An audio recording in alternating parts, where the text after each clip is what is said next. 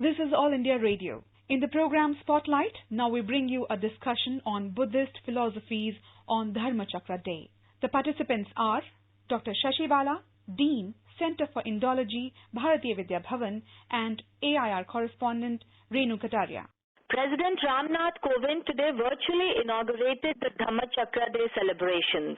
Ma'am, can you tell us more about the Dharma Chakra Day and what is the deeper meaning of Buddha's first sermon?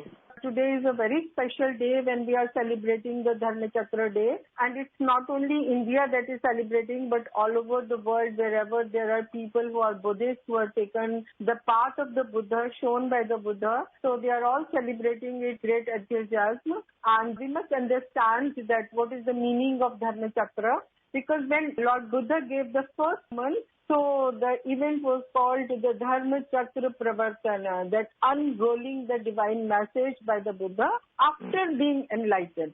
As you know, that Buddha was meditating hard and he was trying to find the truth, and he was trying to, when he became enlightened, then he started giving sermons. The first sermon he gave to the people is called the Four Noble Truths, because you will see that people, they have two phases in their life, everybody. For example, we have delightful moments in our lives, and also there is time when we are suffering. So, as Honorable Prime Minister said, that we should have hope and purpose in life. So, when we have hope and purpose, then life becomes really livable. It becomes enjoyable. So what Buddha said, that when there is suffering, you cannot just be disappointed and sit down, okay, it's suffering in life. We have to find a solution. We have to find out what is suffering in our life and what is the reason behind it and how it can be eradicated. Yes, it can be eradicated. So Buddha gave a very step-by-step scientific way to tell people that yes, there is suffering. You have to realize it. Find what is the cause behind the ailment, how it can be cessation, how we can enjoy the life. How it can be enjoyed, then he gave further many sermons, and then he keeps on talking, giving us philosophical ideas and ideas about living a life in a better way. So whatever we need in our life is looking for solutions for suffering, and also mind plays a very important role in our life. And Buddhist philosophy shows us path, has been said by our Honorable President and also by Prime Minister, that Buddhist values are eternal, they are pervasive, they are perennial, and they were spread in all the Asian countries, and even today they are there in almost all over the world. Ma'am, the Prime Minister also spoke about the Mongolian Conjurer and presented it to the government of Mongolia. Can you tell us more about this Mongolian Conjurer? When Buddhist masters were invited to China and Tibet and Mongolia, etc., so all the Buddhist texts, Sanskrit texts, they were translated into their languages. As the Buddha said, that all the philosophical messages should reach to the people in their own language. So when Buddhism reached China, they translated the entire Buddhist compendium. When it reached Tibet, they translated the whole of Buddhist compendium into their language. And from that, they were translated into Mongolian. So in Mongolia, there are two texts. One is called Conjurer and the other is called Tanjur.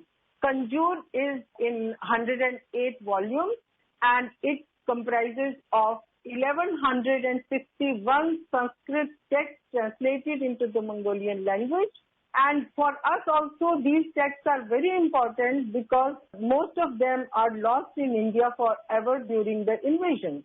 These texts were translated into Mongolian language from 14th to 18th centuries, and during the 18th centuries, they were printed with wood blocks. And now we are preparing a new set on the basis of that wood block printed set. Because during my last visit to Cambodia, when I visited many monasteries and met our ambassador in Mongolia, I came to know that the new Buddhist monasteries built now, because around 1,000 Buddhist monasteries were ruined and all the entire Buddhist literature was destroyed during Cultural Revolution. So now we are going to present 70 sets of Mongolian Conjurer each set means 108 volumes, and now it will once again, it will go to the Buddhist monasteries, will be enshrined there with so much of devotion and dedication, and Mongolian scholars will also be able to work on those texts. And they are the best examples of Indo-Mongolian cultural relations. So, ma'am, Buddhism has contributed immensely to the world culture since time immemorial. We all know that, reaching up to Indonesia, to Mongolia, to Thailand. Can you brief us more on these contributions that Buddhism has spread to the world? There is a long history of more than 2,000 years, and Buddhism went from India to all the Asian countries, from Mongolia to Indonesia, from Japan to Europe. The best example maybe I can give from China, because China gives the most important historical records given in their own dynastic histories or in travelogues of the pilgrims, etc. So Buddhism went to China around 3rd century BC, and all the scriptures, as I said, were translated. The Buddhist masters from India carried those scriptures from India to China, and also the Chinese Buddhist masters who came to India to carry those scriptures back, and also they came for paying homage to the Buddhist, the land of the Buddha. And not only the sacred but also the sacral scriptures, the Sanskrit texts were translated. Huge temples, monasteries and stupas were built. They gushed out cave complexes in large numbers, enshrined thousands and thousands of sacred statues in them, and embellished their walls with the Buddhist tales, Buddhist narratives, painted the mandalas, painted the paradise scenes. So you can say whatever is there, whatever is glory there in China or in other countries, it comes with Buddhism to these countries. Before Buddhism reached these countries, they were building tombs. So once Buddhism reaches these countries, all the energies of the emperors were shifted from building tombs to temples. There are a number of stories about the rulers, about the emperors, who specially sent missions to India to bring back Buddhist scholars, Buddhist monks, and they sponsored projects, they built monasteries, supported the activities of the Indian Buddhist masters working in China. There's a lot of inscriptional evidence also that is also equally important for us, because Chinese chronicles gives us exact dates and other calendrical details. So whatever has been done in China, whoever was invited to China, they all have given all these details. So maybe we can talk a bit detail about it, that there are histories of around 225 Indian masters who went to China. There are histories of about Chinese monks, around 100 monks, because others, it was so difficult. The journeys were so difficult. They were traveling via the Silk Route, crossing the desert. That was very difficult. And the other route was the maritime route. So they had many problems on their way. For example, the Chinese pilgrim, Xuanzang, who came to India, it was such a horrible journey for him that he had to stay without food and even a drop of water to drink. So many of them died on their way. So sometimes we don't have those histories, but there are, for example, the Han Annals speak about the Chinese cities. Also the trade was also flourishing with Kanchi. So Chinese emperors, then they became aware of the value of the Buddhist scriptures. So they supported all the projects, and it is so amazing that it is not just giving them state sponsorship, but also they facilitated them to work in China, and even they invited them to stay with them in the palaces so that they could give them sermons, they could understand the Buddhist philosophy. Buddhist philosophy was very important for the Chinese emperors because they realized that it is meant for state protection, and it can help them saving the country from calamities and diseases. It can help them to be victorious in wars and for working for well-being of the masses. So they were chanting the Sanskrit mantras, the Buddhist sutras. They were performing Buddhist rituals inside the royal palaces. And I would like to tell you one important point, that there is a Buddhist dharani that is called Ushnish Vijaya Dharani that was written on the Great Wall of China in the 13th century, and it still exists there.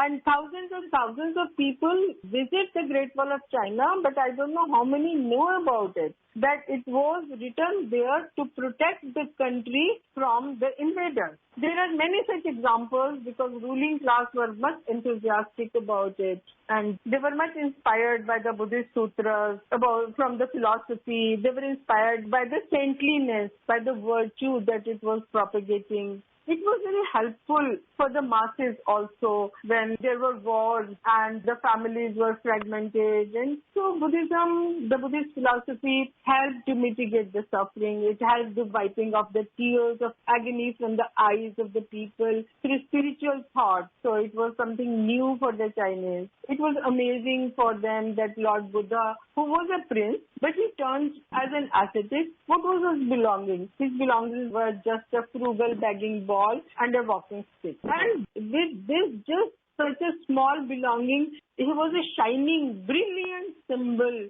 in the world. So that way the Buddhist philosophy was teaching them to stand against the onslaught of decadent lavishness and immorality. Also talking about people getting inspired by Buddhism. Ma'am, let's talk about the West today. What modern conditions do you think are contributing to the growing practice of Buddhism on the West? There are too many problems these days. It's not only in India or Asia, but all over the world because their environmental pollution, trees are dying, water is being polluted, maritime life is being killed, and overconsumption is too much. It has reached such a height, consumerism, and all these things. So how does Buddhism help it? As I said earlier, that we have to find ways and we have to find solutions from the value system. How does Buddhism give us a value system? Through its philosophy. For example, if you want to protect the world, the animal world, the plant life, so one needs to have the concept of kindness, karuna, maitri, etc. So to overcome this too much of consumerism, we have to understand the ideals of frugal life in Buddhism, non-acquisitiveness that was taught by the Buddha. We have to walk on the noble path.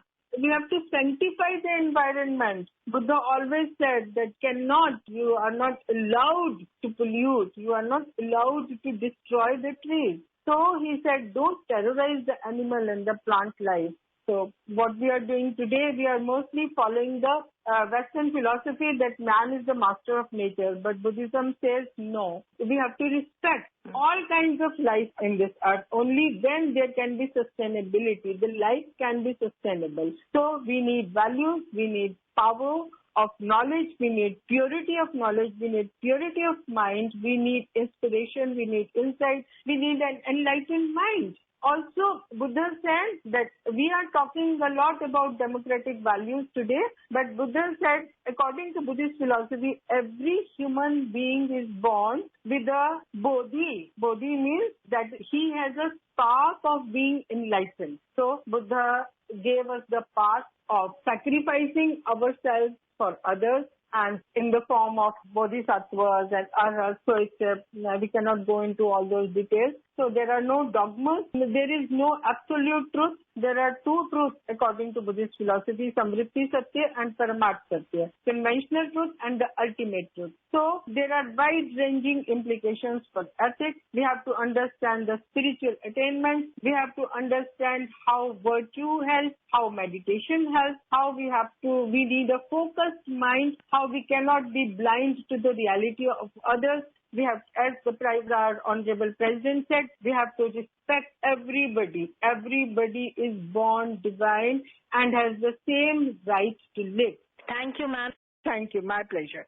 You were listening to a discussion on Buddhist philosophies on Dharma Chakra Day. The participants were Dr. Shashi Bala, Dean, Center for Indology, Bharatiya Vidya Bhavan, and AIR correspondent Renu Kataria. This program was produced and presented by the News Services Division of All India Radio. You can listen to it on our mobile app, News on AIR. This program is also available on our website, newsonair.com. You may email your opinion about this program at airnsdtalks@gmail.com.